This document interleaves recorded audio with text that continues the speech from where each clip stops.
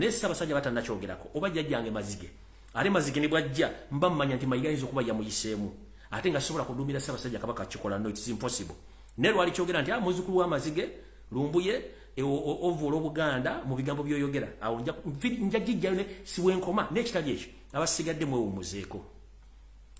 mwewumuzeeko abasajja n'abakazi Abaganda baddembe okukola kye baagala nkiddamu video eno njikola nga ngidedicatingira buli Munnayuganda yenna ali eyo ayagala okuwulira ayagala okutegeera buli muntu yenna afuula nti ali mu struggle naye ng'olinnya ennyonyi n'ogenda e Kampala leka fuba takyasobola kugenda mu Uganda ebanoonya tukole emirimu gyaffe mukole gye mulina okusobola gye musobola tuloka tukole emirimu gyaffe okitegeera bulungi nze ndi ttiimu Nalubwama Fiona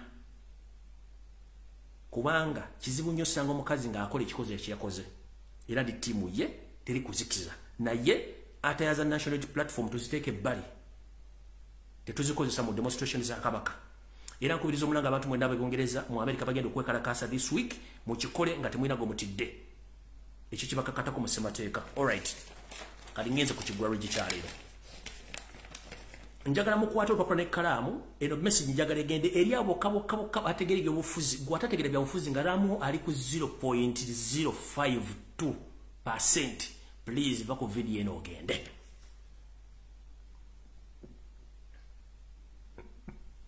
Nkidamu.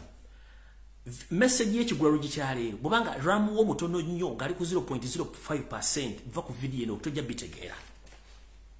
Ntandise bwete. Emyaka giweredde ddala emyaka ena bukyanga ntandika program ey'ebimuli Bulange Mmengo. Sosangamu wadde okumala omwezi nga sikoze program eno.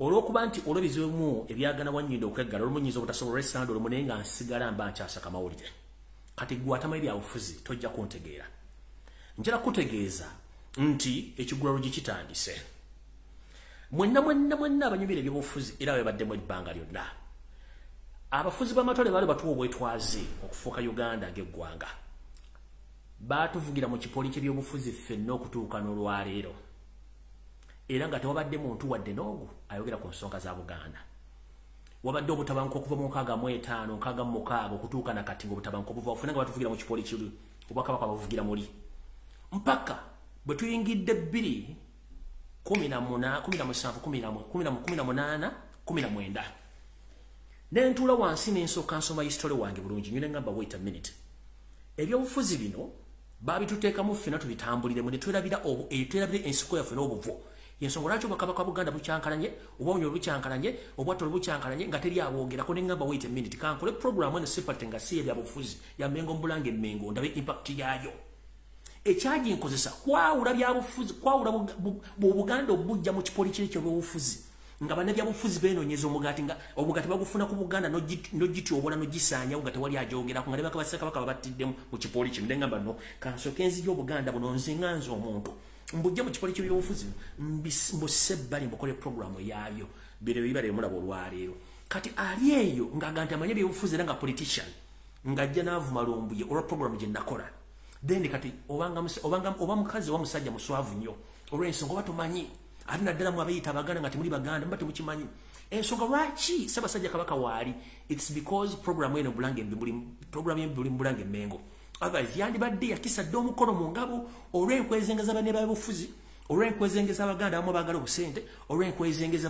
z'abagwira abaagala okusanja Obwakabaka wa Buganda nakati ensonga lwaki weeri tubaddewo n'ebibiina Democratic tubaddewo n'ebibiina bya DP CP Jeba FDC UPC nga teri muntu yenna ayogera ku kintu kya Buganda national platform bwejjidde era naye mu ntandikwa nga tebera ku kintu kya Buganda nze nganze nenkola program separately nenjiteeka wali ey'omuli Bulange Mmengo bino ebibala byayo era buli gwosanga eyo nga apapala lwa programu eno buuza akoleraani obwongo obukola luddawa bukola lunaku ki sooka buuze bukola lunaku ki kubanga tebamanyi nze nagenda okizuula nga Obuganda busaanawo lwa byabufuzi babutira mu byabufuzi era yensonga lwaki Museveni yali avuga ekintu kino mwana tugenda 2 gumu okulonda ng'ayagala Kabaka bamutiremu n'Obuganda busaanewo nga tuli mu kipuloli kiri twetaaga change people our power nga tuli muntu ayogera ku nsonga za Kabaka balyoke bamunyigire muli Obuganda bunyigire muli amataka gonna bagatwale buli kimba kitwale nga tewali muntu ayogedde ku kino kati zigamba no sigenda kubeera mu disc eno ng'ekuba music yomu Nteeko okufuluma kebwe ntegeera abantu abali beru bategeera bate bikibi balifutanga kwe kufuluma mu kiduula ekyo nensoka nenzira mu point eya Bulange Mengo kwe kuzuula amazima gano gendi kolwalero mukitegedde nzira lisobola kunvugira mu kipooli ekyo tugende bya bufuzi twerabire Buganda kati kano kubajjukiza katono ebbanga lyonna bukyanga bu Uganda efuna obwetwaze ebyo bufuzi byonna byadde bitamingibwa Buganda era ng'omuntu yonna ayagala okusimba okuba president wa Uganda asooka Mengo najja ne bamuwa obuyinza ne bamuwa n'omukisa naye okuva Mayiga lwe yajja Buganda tekyalina miini tekyalina mukono bya bufuzi era ombuuza lwaki ansojja gifuna kati nze ng'omuntu bwe nava nekola programu eno abantu abamu yabalwaza emitwe nga tebagitegeera ate mujja gitegera kubanga omusiro era asigala mu ssiro era njala mukitegeere bulungi nnyo nti singa saakola programu eno gwagamba nti oyagala kabaka essaawa zino ng'oliga nti oli mu nuupu nga tosobola mwogerako kitegeeza obwongo bwa 0.5 GB RAM walina okusooka okutegeera Buganda kyeki nze nga nzaalengere wala nategeera ne ngamba no tusooke tumale okujja ekintu kino mu byobufuzi kuba ffena batuvugira mu kigaali kyekimu ne ngamba wait a minute bagenda kusaanya Buganda nga tuli mu politics nga tutegedde kigenda mu maaso yensonga lwaki tekuli MP yensonga lwaki tekuli kansala yensonga tekuli mukulembeze na mu byobufuzi bya Uganda ayogera ku bintu bya Mengo kaberogo kebera Uganda ko kaserondebwa tekuli n'omu ayogera ku bintu bya Mengo webuze lwaki bice byatuukawo kati bwe bategereza nti muli muntu baleme bavuga kigaali musoke mutegere ensonga zino mutegere Museveni yani engeri gyakolamu era obuzu Museveni bwasanze bukyanga atandika programu eyo yensonga lwaki annoonya era mwe mbasaasidde abali yabeekuba emimiro ng'embuzi eggwereddwa akamalagala nti nze ndiwo okudifendinga Buganda kubanga nasooka kubeera mu Uganda nga sinafuka munnauganda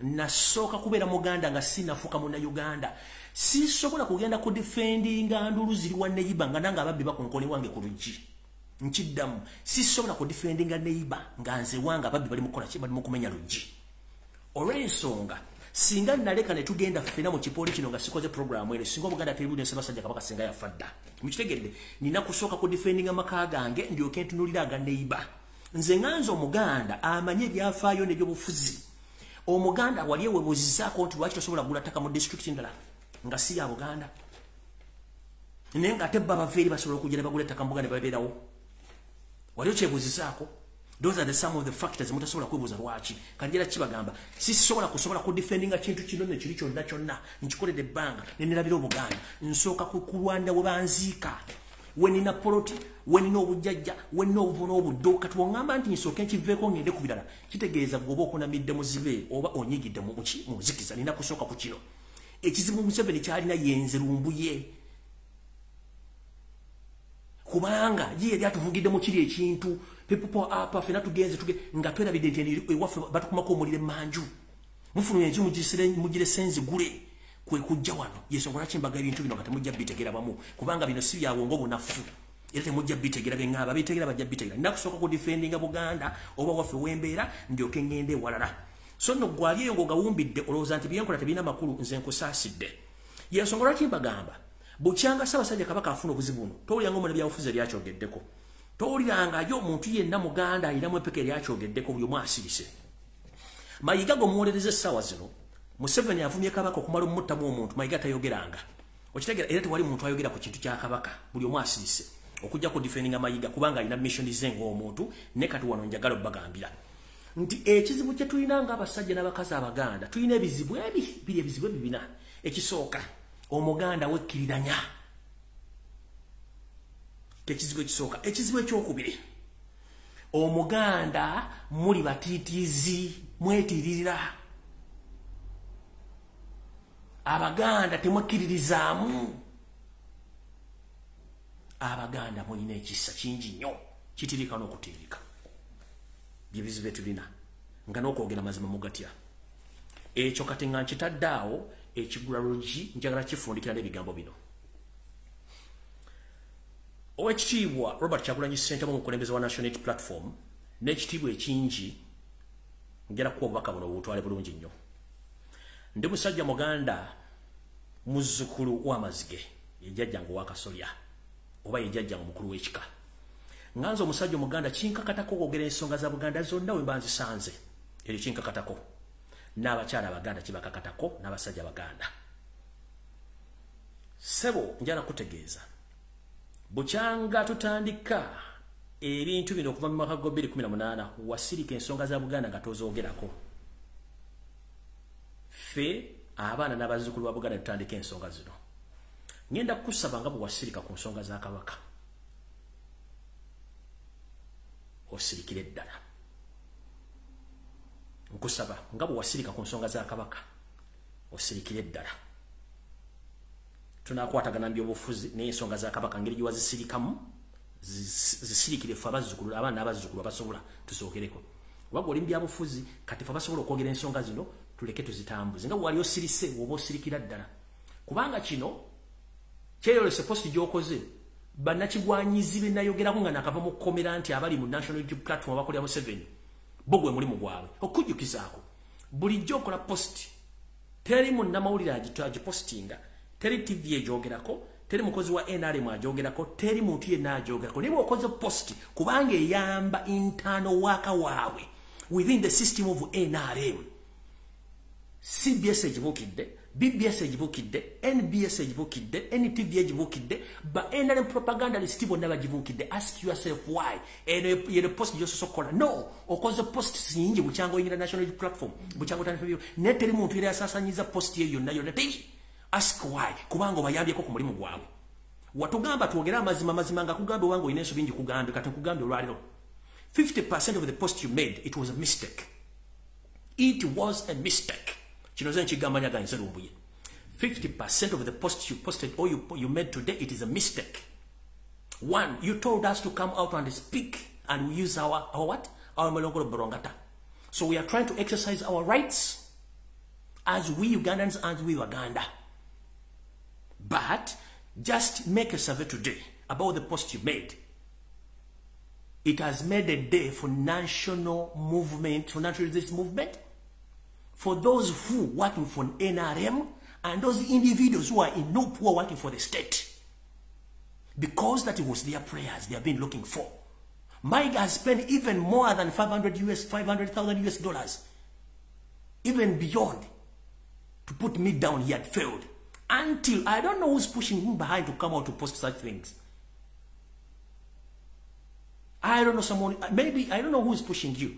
But, nkugambye olwa post gyokoze 50% ebadde ntu 50% ebadde nfu kino kigambye take it or leave it. That's why buli munyampi yenna agibuukidde kubanga that is their desire. That is their desire. Kyebadde balinda naye nze bampita Lumbuye ndi muzzukulu w'amazige nanaazibwa ekyogero nayalulwa omukulembeze Katonda gw'osinza nsaba kwatireko osobole ensonga ezimu osooka ozeetegerezanga era nga tonajja ku mutimbagano kuwandika kintu kyonna mu nsonga ezimu.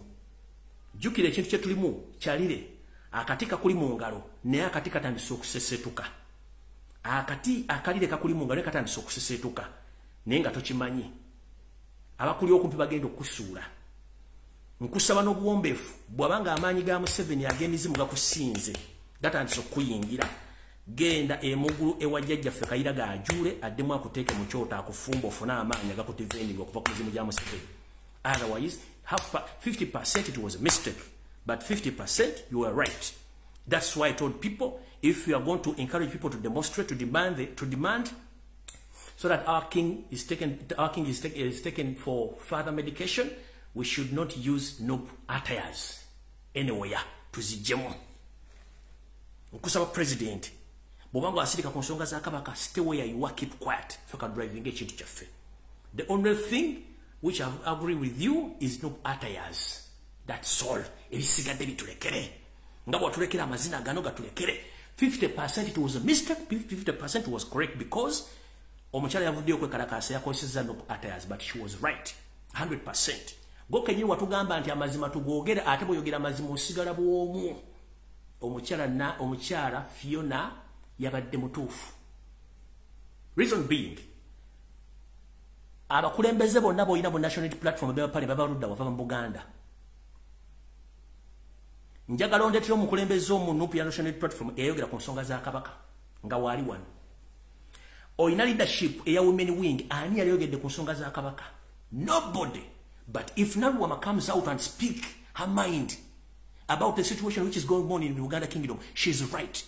The only mistake was to put on national unity platform attires, but the rest, she's right.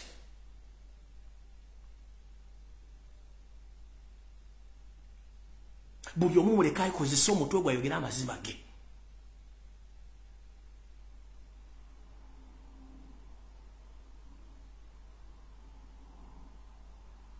Mbasaba mwenda nga nfundikira ekigulalogi bw'oba ogenda kukalakasa mu nsonga za national za Buganda jamu atayaza nopu ziteeke ebbali. Ogende weekalakasize mu busuuti ne kanzu bulungi ng'onyumye oba engoye eza bulijjo. Ekigambo kijja tambula bulungi nnyo. Ekyo kintu tukiriziganyizaako bulungi. Naye ku nsonga za mukyala Nalubwama, I don't agree with you. I agree with you just 1 point or 2 points. Not to use national platform attires, but speaking the truth. No, the lady was the lady. She was right, and she has all right. Watugamba tuve tuogera amazima gakawa. Okitegera bulungi amazima gakawa bayita amazima. Madamu Nalubwama nga nfundikira ekigambo kino. Mama njagala kugamba obubaka obwatuse bulungi gye bulina okulaga era we bali nnyo kuba hit. Kati ngenda kusaba ddayo tukolere party B nga tuli mu za national unity platform 1 nga n'ebigambo bya addressinze bulungi byambazizza ng'omukyalo Muganda newakubadde olina obusungu wakubye hit n'etuuka gy'alina okulaga direct eyo gy'owulidde ekomyewo gyo gye bayita feedback oba gye bayita reply. So reply ogifunye bulungi nnyo era ogitegedde bulungi nnyo era nze am with you 100%. But don't put on national platform attires when you are demonstrating on behalf of His Majesty the Kabaka of Buganda. That's all. The rest you are fine. And you are ready to go. You are ready to go. With anything, you are ready to go. Okitegera. So mukulembeze waffe, mukama waffe ensonga zaffe zitulekere zino tugende nazo. Kubanga nkugambye abakulembeze bonna bw'abafuna abafuna mu Buganda. Naye ku bakulembeze abo tekuli yali ayogedde ensonga wadde kubanga Mayiga bonna yabamiitinga. And this is to remind you, abantu abakwetodde abasinga obungi abava mu DP bonna nfanfe ba Mayiga. So maybe somehow, somewhere, they influenced you due to the pressure, but the message was received well. Mr. President, please, this message goes direct to you. Among the people whom you are leading with, whom you lead national unity platform, they are the best friend of Mayiga. I think Mayiga received the message, and all the Mengo leaders, they received the message. That's why that was the reply. But please, with the due respect, Mayiga is the best friend of some of the NUP leaders, never MPs. Let the people speak. Abantu bandi bali tebotwogere bati basobola kwogerereka abantu boogere. Nalubwama tukolere hiti ey'okubiri, hiti esooka ye reply wagiwulidde. Kitegedde bulungi omukulembeze sigenda kudda mu bubaka bwenkuwadde watugamba twogere amazima ate tugwogere. Nze nja googera awo nno sigenda kulwawo ngenda bwa information ekwata Mulange Mengo then ngendere ku bwe nabamalirize ngenda bwa general information. Right. Kati tulakalira ntandike video ekigulalo gikiwedde. Tulakalira ntandike video eyandese olwaliro.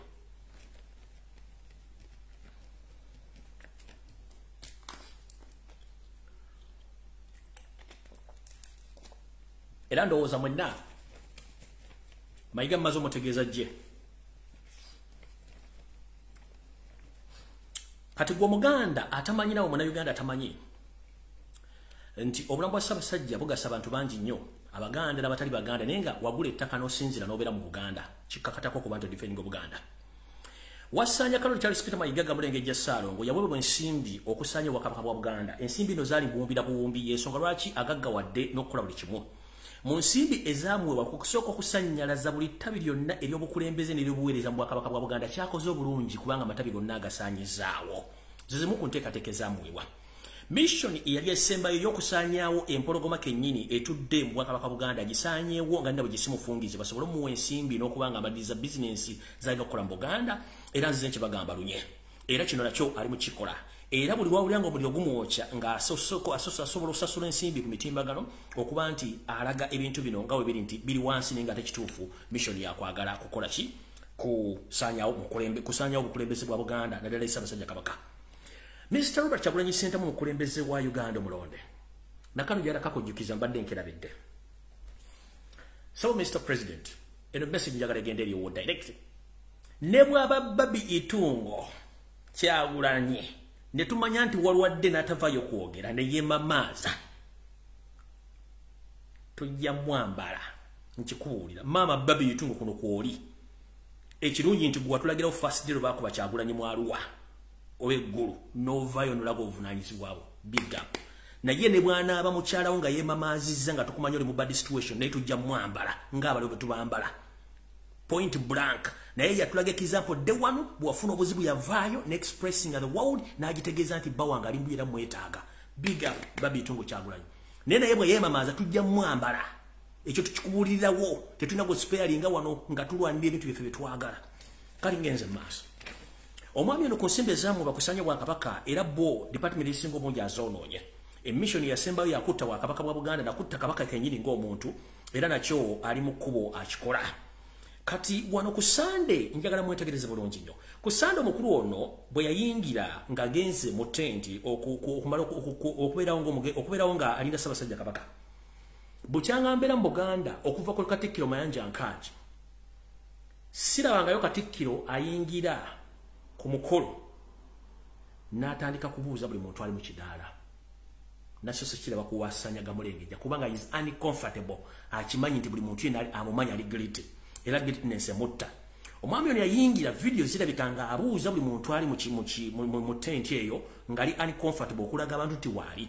Kya bulijjo omukulembeze bw'aba atuuse mu kitundu alina kutuula bamusetingidde abantu ne bamuwevingirako oba yina bakubira ku jambo n'ababuuzaako n'abalaga nti wali in presence. Naye omwami Udemu live video yatuuka n'ayimingira n'atandika okubuuza buli muntu yenna ali mu kidaala. Kino ekikola nga cover up n'okuggyako pressure okulaga abantu nti ki ekigenda maaso ye kennyini engeri gy'alimu mbi nnyo. Njala basomera akantu kano ka article mukale bulungi nnyo ndekengere ku information endala. Kati omukulembeze w'eggwanga waliwo philosophy gwe gy'otamanyi etambula emmengo. Philosophy etambula ntya? Olunaku lwa jjo CBS yennyini emanduso yawandiise yakoze post eno ne abatagitegedde simenti mwagitegedde post yo mwagitegedde bulungi. Bawandiise bati bawandiise kubanga mu Buganda tukimanyi nti obulombolombo neno Kabaka yekka y'empologoma era yatagambwako era buli kisolo kimutya. Bawandiise bati empologoma ye Kabaka w'ensolo era kumpi buli nsolo egirengera ebuna emiwabo. Naye ekifaananyi kino kikulage nti mu bulamu waliyo ekiseera nga n'ow'amaanyi avunikiddwa tewomanya avunikiddwa. Baako kyoyiga obeere mukkakkamu mu buli mbeera.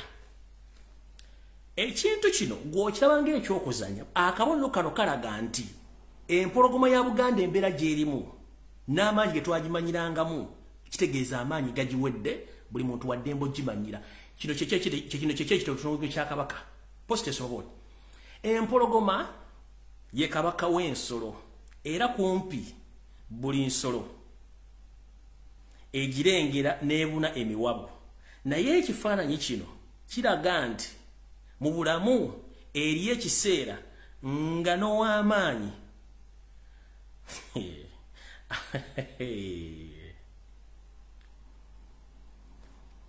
avonekeddwa. Baako kyoyiga era beera mukkakkamu mu buli mbeera. Eno kanji balage omanyi mmwe temusobola kumanya byabufuzi bino na muntu post gy'akola bwe beefaanana. Yiyo post CBS yennyini yagikoze. Kikulaga ki? Yiyo eyo CBS yagikoze. Kikulaga ki?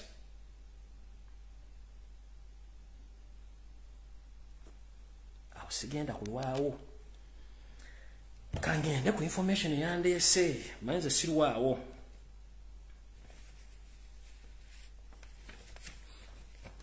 Ngangenda ku information yandeese ntandise bwenti nga nkujjukiza omukulu Robert Kyagulanyi Ssentamu manya lakuba esingako nnyo olwaleero.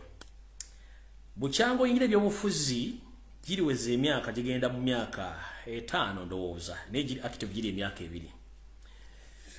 bwafuna obuzibu ng'oli eggulu tewali muntu yenna obwakabaka bwa Mwengo yakola posti ku kibanja kye kyokka nga balina amasimu nga ne mayiga mwali ekyo tuvaayo ne tujja ebusaabala ne basenda ettaka lyo teri muntu wa Mmengo yenna yavaayo kwogera ku nsonga zo eyo ne tuvaayo Obuganda y'ensibiko y'ebyobufuzi byonna mu Uganda naye gwe bwajja Mmengo kye bakukola okimanyi bulungi nnyo ekyo nakino okitegeera omwami gwoyogeddeko olwaleero wasanya Kalooli tava mu State House kola meeting zigenda kutta naye gwe planningira ku kinaga ekiri Abaganda temuyina mugongo mwekkiriranya nnyo mulaga nti buli omusobola omwagala nno era ekisensekere kwegula mu kiwalata ky'omuntu bwe mutayige kubeera na mugoga nti gundi nkumanyi oli muti musigenda kwesembereza mujja kuwangaala nnyo Kyagulanyi kigenda okussa 1 gwolooza buli omu agenda kwagala 2 ekisoyina kingi 3 gwolooza buli omu ajja kubeera ku no kasimayiro ke bakulaga ke bayita akasenda bazandu akasenda baguzi Kyagulanyi butafune mugongo Kyagulanyi butafune mugongo kulaga mulabe wonti oli mulabe wange ebyobufuzi kubira ku Paulo Kawanga semwogerere ojjo tegeera nkugambye akati kaliro kayina mungalo katandise okusesetuka nkugamba akati kaliro kayina mungalo katandise okusesetuka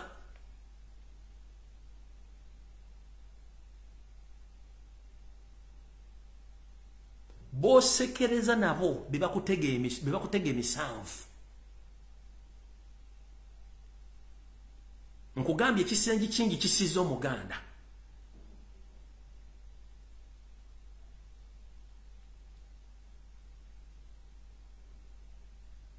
tosobola kusanyusa buli omu bw'otakyusa embeera yo kuva mu Baganda bali abasooka muganda wange wendi wano naye wooli olimbuulira ngenze mu maaso mu nsonga za Yoseti Barota basira mutano wa Karekezi eza Tusi Dynasty era kino kyo kyakola ayagala kituukiriza mu bino omwami ono bw'abaako n'enteekateeka ze akola kye tuyita crisis buli kitundu ky'abaakoze era nga twogere yono mu creating a crisis aba talina mukwatira nsawo ya creating a crisis mu Karamoja region esawa zino crisis eriyo ntegezeddwa ku mategezo n'amazzi gennyini muloza ati abantu banabafanjala naye nga ate niba bakola bintu abana okufa bingi nnyo kati yakola crisis Karamoja okirialinga no cleansinga banansi yayisewo ekintu kye kati Karamoja yagimala for good era agirina yensonga lati bana byabufuza mu avude nga buli abakinamu kabogere bigambo bitakwatagana olw'ensonga bali mu part of the mission eyo creatingira abantu bano kyokka nga bannansi bennyini beba creatingira ekintu ekyo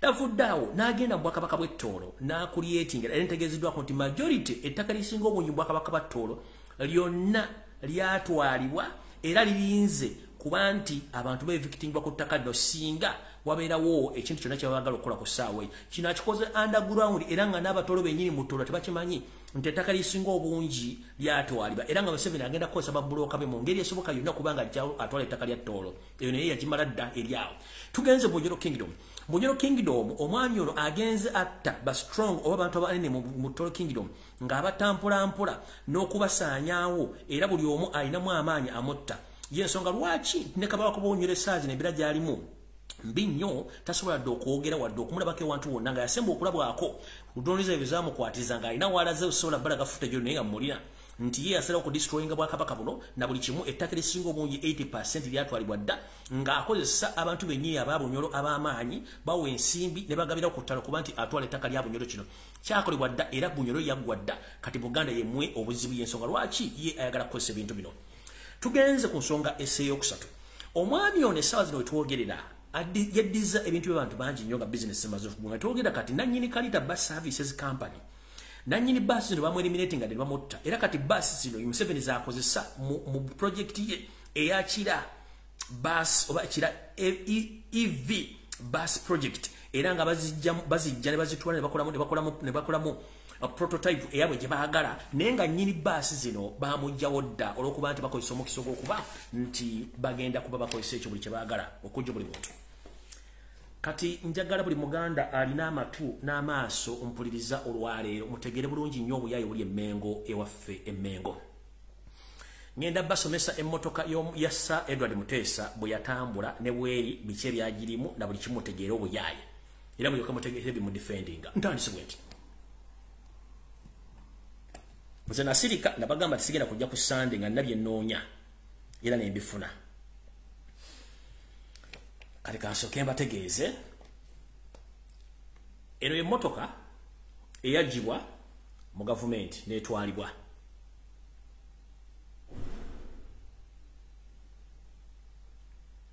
eno yorigino y'emmotoka eyo mmotoka ya Sir Edward Muteesa yazze ng'efaana bweti kali kandi bavire ku ntono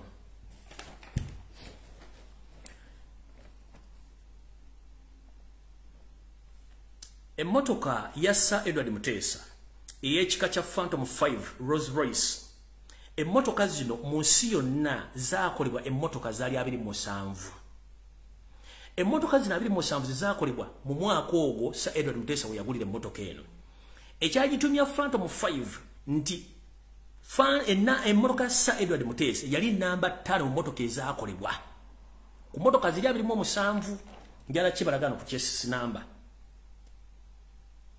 njala kibalagano ku chassis number nyoke mutegeera mayimu ebintu emulwa bitegeera mugira bulungi nnyo njala mugitegeere bulungi nnyo mugira bulungi nnyo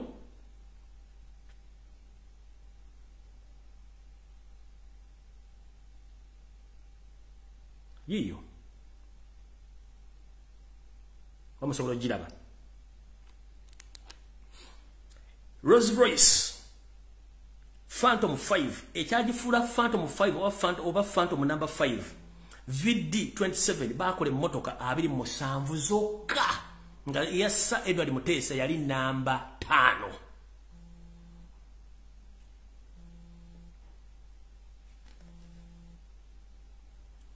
ya Sir Edward Muteesa yali namba 5 mu mmotoka 27 mu nsi yonna ngera dubavira ku ntono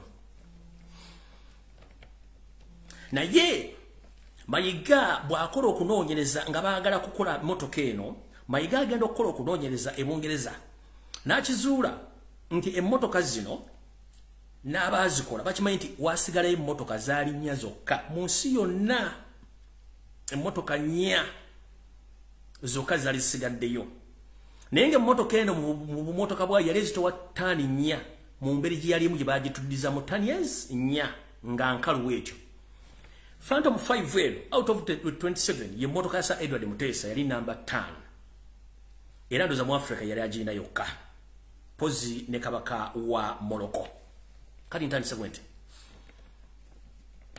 ekifaananyi kyonna kye babaleetedde okubalaga emmotoka eyo si emmotoka ya Sir Edward Muteesa entuufu kiri bwe kiti omukulu ono babawa emmotoka eno nga gavumenti egimaze gibaddiza baanoonya engeri gye bayinza okutwala emmotoka eno bagikole era ne batuula ne bagamba nti emmotoka eno egenda twalibwa emitala w'amayanja mu ggwanga erya Bungereza bagikole bulungi nnyo era bulungi nnyo bajje ne bagamba nti bakoze ekijjulo mu mwaka gwa 2 emmotoka eri yasembayo okuba ekwalifana byali ya 2 mu Desemba era ne bakola meeting ezaatulawo ne bagamba nti beetaaga emitwalo 10 beetaaga obukadde 5 obw'okugikola eddewo bulungi nnyo ne bakola okubalira kuno nga tebanategeera biki ebigenda maaso muki ku mmotoka eno ngera tebanaginoonyerezaako munange bakola okunoonyerezaako abaami bano bakisanga ng'emmotoka gye balina zaabu nkiddamu ng'emmotoka gye balina zaabu so si just emmotoka ngeya bulijjo abakulu bano nga bagenda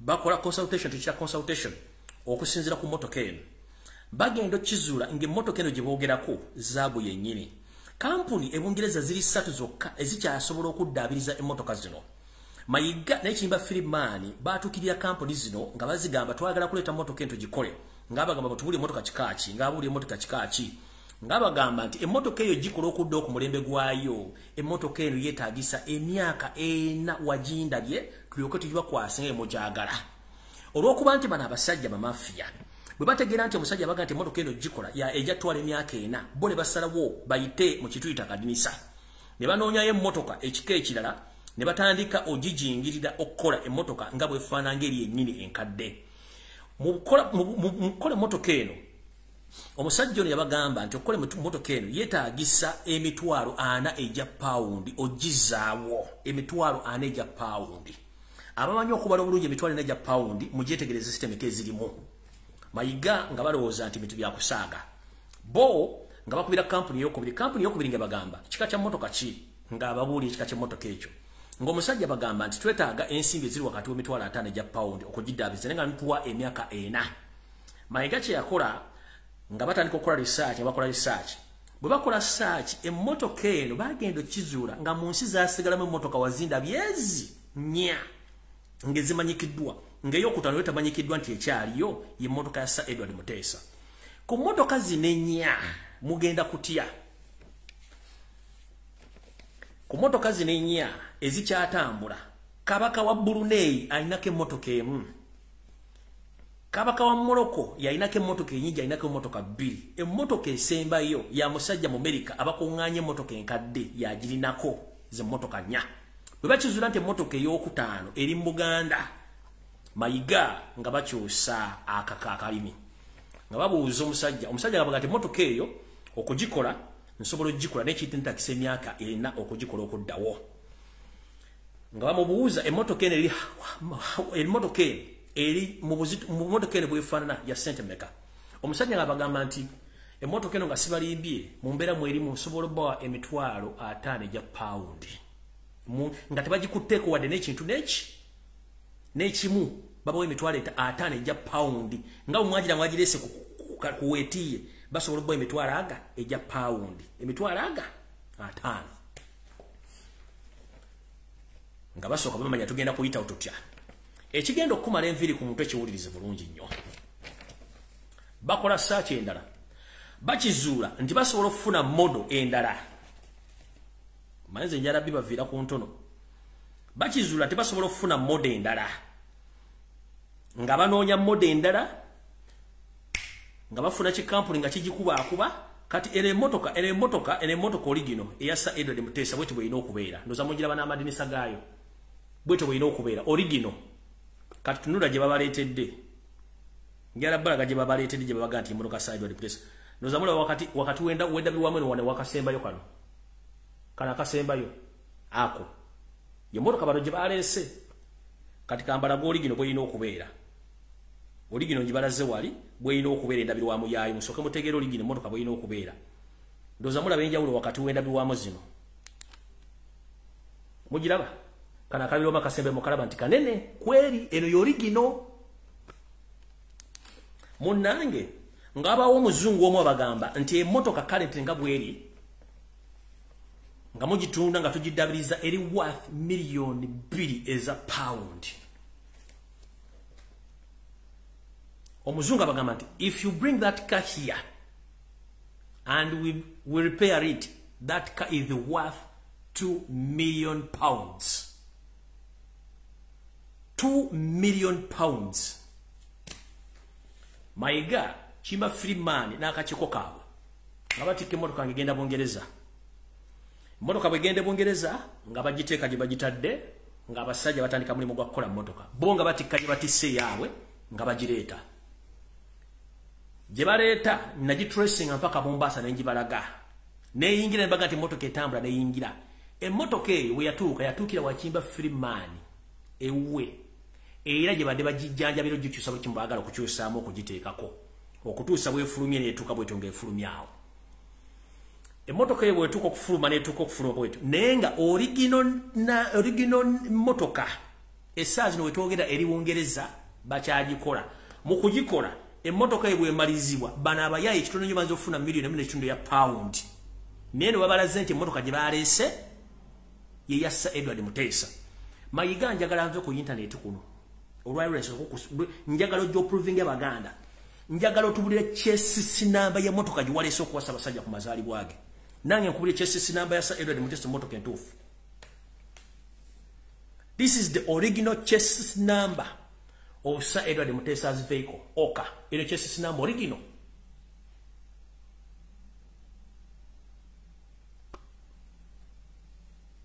Number 5 VD out of 27. Jangu otubuulire chassis number y'emmotoka gye wawadde Ssaabasajja ku mazaalibwa ga kitaawe ku mazaalibwa. Nve ku internet. Omanyi obufere buli emmengo. Emmotoka eya Ssaabasajja eya Sir Edward Muteesa mwagitunze. ne muleta ekintu kyamwe kimwalese ne mukizimba zimbire Mengo mu makaga gago musajja oyo emanju mu garage ewakimba Freeman emmotoka ya Sir Edward Mutesa mwagitunze Bungereza era bali mukujiddabiriza mujagala obukadde obiro paundi nenga nkimanyi nti muizo ofuna kade kamwaka paundi nenga mwagambye nti buli kimu mwakikoze mwakimaze nze njagala nve ku internet obuli abantu chassis number ey'emmotoka gyowadde Ssaabasajja Kabaka Kumazaali chassis number yino njirina Rolls Royce Limited London Barry yiyo eyo chassis number origino lete iyo bwe bange fana bwe nze nva ku internet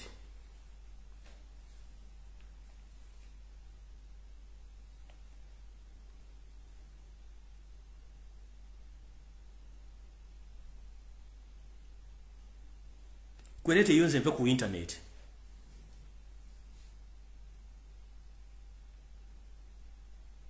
yiyo chassis number origino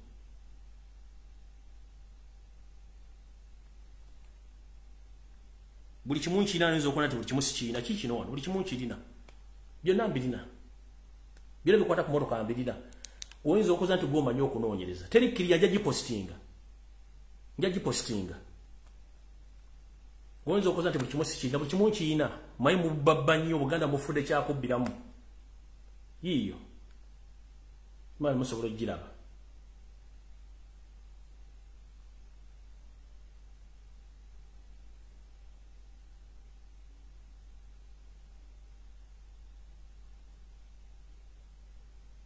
eyo giwalese eno walese fake emmotoka Sir Edward Mutesa original yatundibwa kubanga eri worth nga bamaze gikola eri worth 2 million pounds mwalese fake ne mugikolera wakimba Freeman era kyokula kimba Freeman yayogedde nnyo era naleta n'abagikoze ngayo wenyewe nali nafuna da information nti mwagikolera wani mwagikolera wakimba Freeman nga nkimanyi bulungi nnyo era ngenda kufunamu engeri gye ntuusa ebifaananyi bino eri empologoma etegeere obufere obuli emmengo muyitiridde obubbi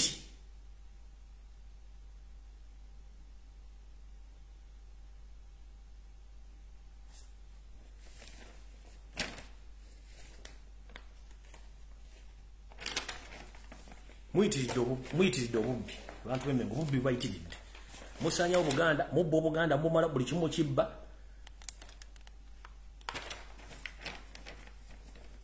ngenze maaso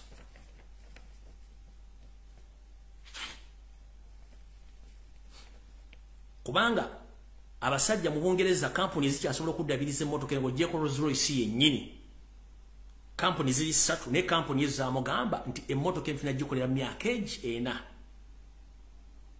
eno teweziza na mwaka nga bagiziza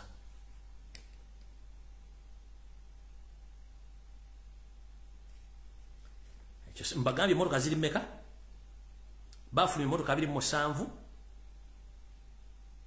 emmotoka ezibadde zimanyiddwa zibadde emmotoka nye zikyali ku nsi emu kabaka w'emmoloko kabaka wa Brunei yagirina 2 kabaka w'emmoloko yazirina emu musajja mu America acollecting emmotoka ez'ebbeeyi yagirina era ng'emmotoka zino okuba nti zifuna service kampuni zino 3 ze zisindika ba specialist okugenda mu nsi ezo ewali emmotoka ezo ozikolako kye tuyita routine service babasindikira tiketi ne hotel bookings ne bagenda ne spare na buli kimu ogenda okukola service emmotoka ezo kati mukulu emmotoka nga mwagiza nga yakitiibwa emmotoka eyo 1 yalina okugirako empapula eziraga kampuni egikoze garanti kijje babawadde respect na history bw'emmotoka egyo babalaga byonna tekuli document tukimanyi mu mmotoka zonna kati emmotoka ekikanga ekyo eriko history omwekusifu kampuni yandibadde bawa empapula eziraga obuvono obuddo bw'emmotoka eno naye tekuli na kimu kye mwapresentinze kubanga mu mwakikoze nga muloza mati bategeera nyenze maaso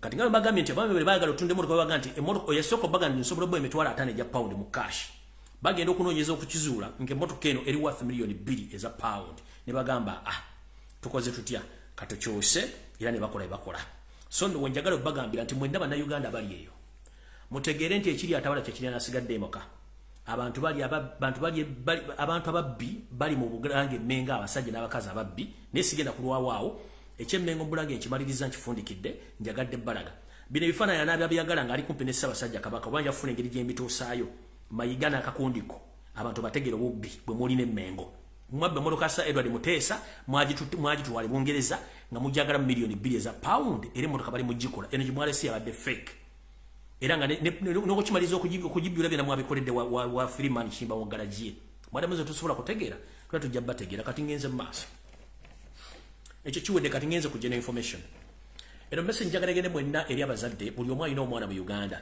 njagala bategeeza banyaba ne bassebo mbakubira omulango otakungula bambi mwegendereze nnyo ebintu byemusayininga ku masomero nabaga musayininga direct kyetuyita direct consent ey'abaana bammwe kubanga mujjukire mu Ngereza asooka bonna abaana basinga obuli bagande babawandikandaga muntu ne tezifulumanga na katezifuluma kati bazaagazaaki babakola ekintu nga temujja kitegeera naye mbagambye temuddamu kukkiriza ku sayininga ku mpapula zonna era bakako okugema omwana wo mujjeeyo kubanga baba webbeetu nti omuntu bw'aba takkiriza kugema omwana we temumugema era temumugema muve ku baana b'abantu ekyokubiri mwenna bannayuganda abayingira amagye gye buvudde katono mission enteeketeeke yiino bw'omanyi nti olina muganda wo mukwano gwo nga yingira amagye lisente bane bali ku rutinze kyekiseera omuganda balina wasobola okufuluma afulumire mwenna abayingira amagye muyinza okuba muli mutwalo naye sooka weewuunye lwaki amagye gaali mu east mu north ne mu central ewala nga tebaali ku rutinga reason being baagala kendeeza namba yaabo abalina omutima ogusobola okuyingira mu magye nkiddamu bakimanya nti eri abantu bangi abaagala okuyingira amagye kati kabakose bagayingira bamala okugayingira nga tebannavaayo abasinga obungi nabbe genda kufa information gyefunye endaga nti abaana mwena abasinga bali mu magye abayingira kati lisente n'omwezi tegunnawera ntegeddwako nti abasinga obungi mu training muyinza obutavaayo nga mission eriwo yakubawa butwa nga buli mu kutendekebwa nga mugenda bunywera mu mazzi oba mu mmere era abasinga obungi muyinza obutavaayo nsaasidde abazadde mwenna abasindika abaana bano okugenda mu training eno nti abaana abasinga obungi tebagenda kudda muntu bagenda kulekamu abaabwe abanyarwanda be bawandika nga bakimanyi nti banyarwanda naye ennamba esinga obungi bagenda gittira mu training nga bagiwadde obutwa mu mazzi bwepo n'emmere wano ngenze ku nsonga endala mwenna bannayuganda abali mu Saudi Arabia ntegezeddwako nti ekikwata baana kikudde ejjembe era abaana bali ku deputation ngenda kusaba embassy ya Uganda etwala bannayuganda mu bitundu ebiri mu Saudi Arabia please muyambe bannayuganda mugende mu government ya Saudi Arabia mubuuze abaana mu depression camps bali mu zisinga obungi abaana bano basobola okuddeeka kino kituswaza ng'eggwanga erya Ethiopia lyakasomba abaana abasukka 5,000 nga baddayo lyateekawo ennyonyi zaabwereere abaana bazzeeyo naye abaana bali mu Saudi Arabia mu camps abaana basinga obungi bali mu kulaajana ng'ate embeera mbi ekyo nakyo tukibasabye mwenna bakola ku embassy ya Uganda Saudi Arabia oba Riyadh mutuyambe mugende munoonye ku baana abo kubanga abaana ababonabona biyumba ebyo bebaana bennyini ate kampuni zammwe ze baleeta gavumenti ze yaleeta nze maaso neno message njagala egende mwenna abaana abali mu ggwanga erya Dubai genda ku mutimbagano okebere enkola empya eyazze mu ggwanga erya United Arab Emirates waliwo okukyuka mu nfuna ya visa n'enfuna y'emirimu obanga obadde wajja ne visa ng'era kyusa visa endala odde ku visa endala ntegezeddwako naye ku mutimbagano bwenkikonyeeko n'ekinoonyaako nti kati okukyusa visa ekisooka kweyongeddemu ssente empya n'enkadde kyekisooka ekyokubiri n'emirimu gyennyini gikeeye ekyokusatu kiba kya bbeeyi nnyo okuva ku visiting visa oba kuwe working visa nayo kiba kya bbeeyi nnyo ng'oli mu Dubai. So before nga tunajja mu Dubai oba tunakolera mwana abandi visa gwe kennyini agent aleeta abaana bano sooka omala okwetegereza embeera yakyuse mu bya visa mu Dubai abaana bangi bali stranded mu Dubai nga banoonya emirimu tebakyagiraba 2 visa zaabwe ziweddeko ekirala Dubai kasita okola ensobi nobeera mu overstay either osasula overstay ate ne wegula ticket n'oddayo kati before nga temunna interview nga kuleta bana babandi mu Dubai musoke mbabulire embere yakyuseemu ko katono mbabulire embere yakyuseemu ko katono bitu bya visa bategere ng'omwana tunamujja ko sente nga ne y'omusindi katannategeerayo ekirala nfuna information nyingi nnyo okuva mu nsonda ez'enjawulo kuba agenti abali mu ggwanga erya United Arab Emirates mu bitundu byonna by'eggwanga eryo batata bamama ngenda basaba fena twagala ensimbi naye okubba mu Uganda munno si kirungi n'omufera togenda mufunira omulimu nga tomufunidde mulimu n'okutunya bannayuganda mu kukendeeze mpulidde n'omuze omulala ogw'okuba nti abaana abobuwala mbakabasanya mu biyumba gye mbateeka eyo gye mbakuŋŋaanyiza mu ssente zammwe eyo nga mba agenti abasajja abamu bafunisiza embuto abamu bafunisiza ebirwadde by'obukaba muno mwe mulimu essiriya ate ne mba ne mbagobera ku kkubo era ntegeezeddwako nti abaana bangi mu ggwanga erya United Arab Emirates basula mu compound oba basula mu gardens naye omwana w'omuntu munnayuganda eyajja okukola omusuza otya oba asula atya mu garden ng'anoonya mulimu kino kyonna kituzaayo ku nkola embi ya gavumenti n'obutaagaliza n'effutwa ate n'embeera endala eriwo nti abaddugavu bangi kati beeyonedde nnyo eggwanga lya Saudi Arabia lya United Arab Emirates naye ate nga n'amawanga amalala gakola effujjo lingi kati ate omuddugavu akola effujjo omuwala butagenda kwawula nti gwe oli muddugavu ova Uganda oba ova Nigeria mwena kijja bbali lumu so saba Bannayuganda muleme kwenyigira mu kukola ffujjo muleme kwenyigira mu bintu ebikyamu munoonye emirimu naye before ba agent bambengenda basaba bambi mulekera ebikola eby'effujjo n'ebyeffutwa ebyokukobasanya abaana abobuwala ne mbafera ne mbasuula ebweru abamu bafunisiza embuto ebikolobero bingi nnyo ebiri e Dubai naye olw'okuba nti sibeera Dubai information ngifuna okusinziira mu sources ez'enjawulo ngenda basaba eka gye tuva abaana mumanyi bizibu ki bayitamu okujja e Dubai naye before nga tonnaga mwana wa muntu kujja Dubai mubuulire amazima tekirina kikujjako kuba kati sente zakyuse mpitirivu nnyo okukyusa visa oba okukyusa omulimu gwonna n'okyusa visa yonna ey'omulimu kyakyusemu kintu kya sente nnyingi nnyo so ngenda basaba bambi ebintu ebimusooka embireke embeera mujja kwetuza abaana bagenda kwetuga naye nga teyandiyagadde kwetuga naye ekiseera ky'omuyisizaamu kyekijja omuleetera okwetuga so ngenda basaba naye bannayuganda abantu abali e Dubai muyambe buyimbi bannayuganda bammwe mbabula information ngenda kusaba akakiiko akatwala bannayuganda mu United Arab Emirates Dubai n'ebitundu ebirala byonna bambi mukole okunoonyereza okw'enjawulo ku bintu bino mugende mu WhatsApp group zammwe zonna ezibakuŋŋaaniramu mutegeeze abantu information eyo bagitambuze bagitegeere abantu bangi batamanyi information eno bagitegeere ku kiki ekyakyuseemu njagadde kuyita ku Guno omutimbagano bategeeza naye nga bintu bingi byakyuse mu visa n'ebyemirimu mu Dubai so njagala munnayuganda nga tanafuna kizibu ategeere ebbanga lyasigaliza ku visa ye kiki ekimwetaagisa asalewo either dde waka oba asigalewo akyuse visa nga sente azirina naye nga talina sente mba muwa amagezi adde waka kubanga ne bwonoolwa Dubai nga visa eweddeko nkulagira ojja olina okusasula overstay ate olina okwegulira tiketi katukuwala ebizibu bino lwaki yodde Uganda n'osettinga buto n'okomawo naye nga message yenfundikira naye wano nga ngamba bantu be Dubai please bannayuganda mbayise bulungi ba agent mbayise bulungi abaana mbayise bulungi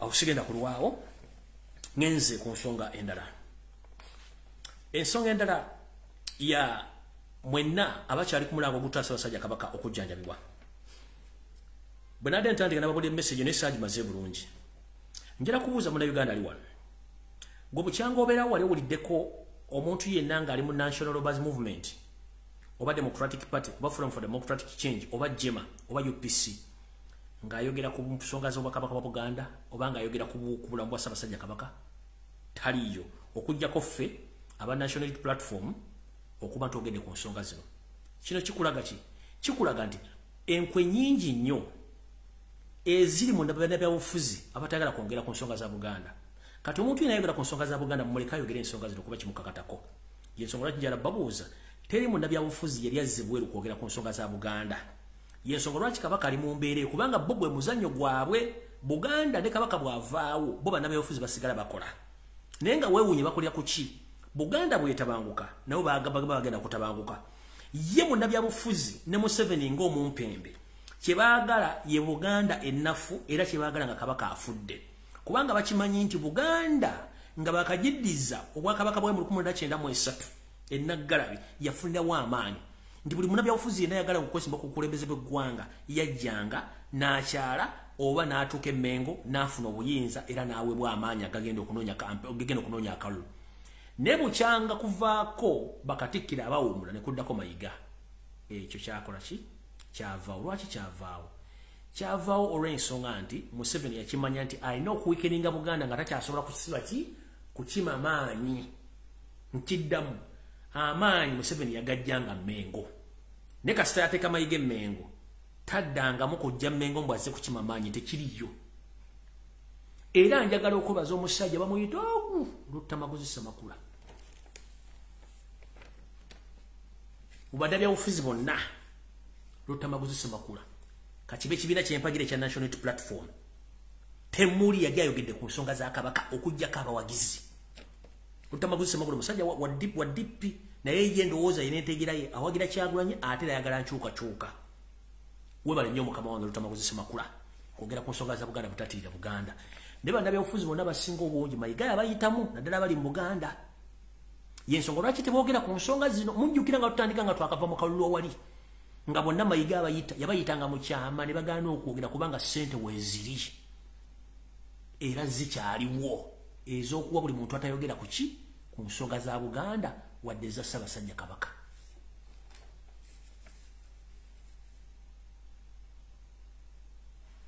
Nkiddamu ali omuntu ogu Lutamaguzi Ssemakula ne Buganda caucus. Dead cops are walking. Dead cops are walking. Those so-called Buganda caucus MPs. They are dead cops walking. Emirambe gitambula. Ne Buganda caucus. Aliogu Lutamaguzi Ssemakula basigadde bonna bafu. Kabere bakulembeze ba National Unity Platform bonna. They are dead cops walking. Tebogera ku nsonga za Kabaka. What went wrong? What went wrong? Kye kyatuuka ku nsonga z'okwogera ku Bwakabaka. Oba ku nsonga za Kabaka.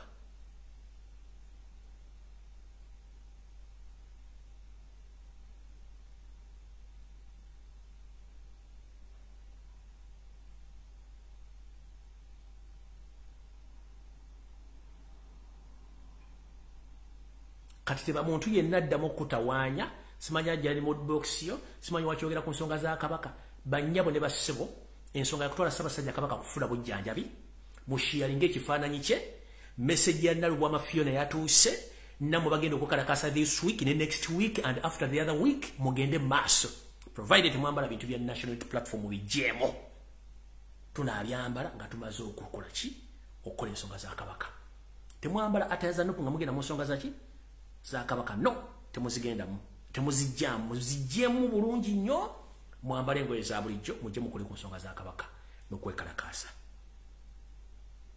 Ebisigadde Katonda akwatiseko Buganda era akwatiseko Abaganda.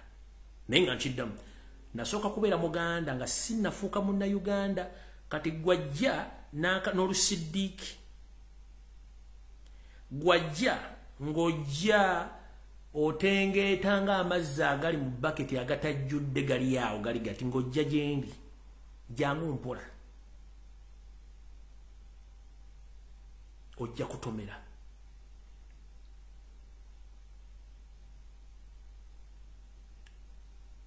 kyenjo bagamba abalina otwogerera ensonga zino bonna omumwa ani gwe mwagala azoogere abalina okwogera ensonga zino ani alina ozoogera baabasiba omumwa bonna kiki ekyatuukawo taata Lutamaguzi Ssemakula we balinyo balire ddala nja kubaza emirimu gyonna n'ebbanga lyonna ne bw'oliko ovudde mu bukulembeze bo bali kwogera nsonga abasigadde bonna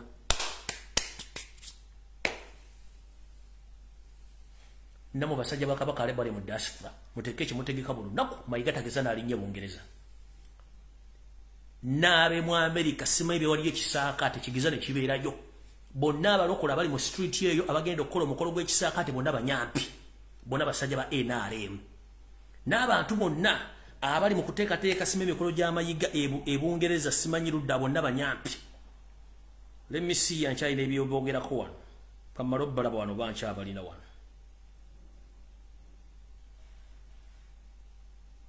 olwozanja bazza olulala kuba mbale neetaaga okujja okukola ebirala naye mukitegere nti bonna bali mu kintu kino bonna banyampi bonna buli gw'owulira mu musajja wa Kabaka bonna ba agenti ba Mayiga bonna ba agenti ba Museveni yensonga lwaki bale teboogera kati boogera ku nsonga za Mayiga naye babuuze lwaki aleka omulwadde ate ye najja lwaki aleka omulwadde ye najja kyemba mutegeera yensonga eyo so nno sigenda balwisaayo nnyo okujjako bagamba video njala gikomya wano mukamba ba 13 mpeera tusinkana olunaku olulala lwonna naye ng'ensonga esigadde nti Ssaabasajja Kabaka agenda jjanjabibwe mukyala Naluwama tulinze hiti ey'okubiri eri hiti message yatuuse reply wagifunye naye mujjeko engoye za national platform tugende twekalakase ku lwa Kabaka tebaako muntu yenna akutiisa oli Muganda oli Munnayuganda alina amaka mu Buganda eyagula ettaka mu Uganda mu Buganda naawe kenyini kikkakatako teba muntu akutiisa kubanga ekisooka bakulembeza balina okwogera ensonga za Kabaka bajjajjaffe beeka balina okwogera ensonga za Kabaka buli mu yasirika ani agenda okumwogerera oyo propaganda gwe batambuza Museveni bwati bwakola ebintu bye ffe tebitulyanze tebindya propaganda blackmail ne diversion z'ebintu bindya nabagamba siriwa bintu bya Museveni gye nasooka okumusoma nasooka okusoma muntu nga ye nentegeera waliwo nvubuka gwe njagala okuddamu wano muliro gusembayo muganda wange Jakala Nadduli mpuliriza voice notes ze zitambula ng'oyogera ku Ssaabasajja Kabaka nti Lubaale ya muluma kansooke nfundikire bwe nti naawe nakugamba wano ojja ogambe Muzeeyi Nadduli kitaffe abulire ensi yonna endagaano Museveni ze yakola n'Abaganda mu Kasaka gye baali wagaana okujja ozoogerako ne bwe najja nga tugenda kusumuluka ku nsonga zino naawe saagala onyiige otambula ogenda ogamba bantu Ssaabasajja Kabaka mpewo ze zimutawaanya nakunnyonnyola nnyonnyola eggwaa ne bagamba naye Museveni bw'ate bw'afumbafumba emboozi ze okwagala okubateeka ng'obudde bukyali kuba emboozi kati zitambula simanyi Ssaabasajja Kabaka Lubaale ya muluma mpoozi zimuluma simanyi ayina obulwadde buno bwafuuwa mu Kenya simanyi ekibumba kimuluma simanyi mawuggwe simanyi ki ezo emboozi tulima ziba nteeketeeke naye muganda wange watamakwisa makula nga tonnaswala oba nga tonnaswalukuka ekiri atabala kyekiri nasigadde waka oli musajja Muganda tekikuggyako kuba nti oli Muganda ebiriwo byonna ebinaatuukawo ogenda kunenyezebwa kyenkanyi n'abantu abeekubanye ne gavumenti okwonoona Obuganda n'okwonoona ekitiibwa kya Ssaabasajja Kabaka ekyo nkigamba kendeeza ebigambo ebimu by'otayinaako mutwe n'amagulu kendeeza ebigambo ebimu by'otayinaako mutwe n'amagulu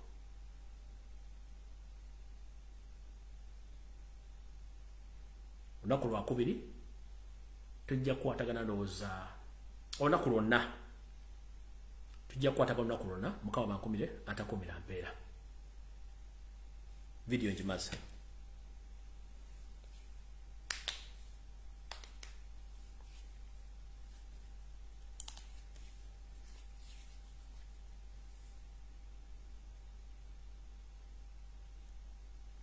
abayina ebirabo by'omukyala Naluwama mugende ku mutimbagano gwe mujja mufuna era balina okwekalakasa mu Amerika okw'amaanyi ne abakyala abazaana n'abasajja ba Kabaka temugeze ne mwambala ekintu kyonna ekyefaananyiza ekya national platform please mukireke waka temwambala ekintu kyonna kimyufu mukireke waka with due respect omukulembeze atusabe tubireke waka